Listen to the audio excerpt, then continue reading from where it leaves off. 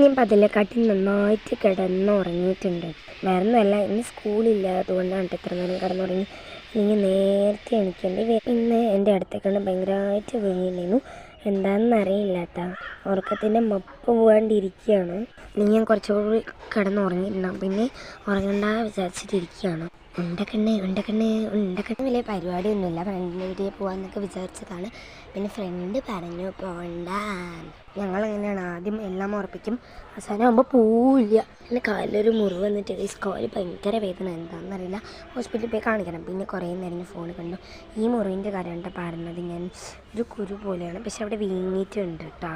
എന്നാൽ നല്ല ഏകദേശം റെഡിഷ് കളറുണ്ട്. എന്താണെന്ന് നമുക്ക് നോക്കണം. പിന്നെ ഗൈസ്, ഞാൻ തന്നെ ഉണ്ടാക്കിയൊരു സ്നാക്കാണ്.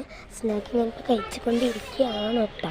പിന്നെ പാട്ട് പാടി, ഊരിൽ കണ്ടതുമില്ല യാര് ഉണ്ണാട്ട.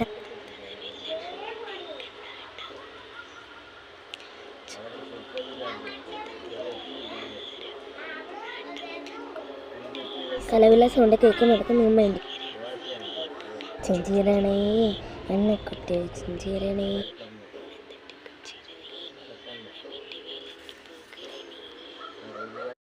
പിന്നെ അച്ഛനെയൊക്കെ വിളിച്ചു, കുറേ നേരം സംസാരിച്ചു.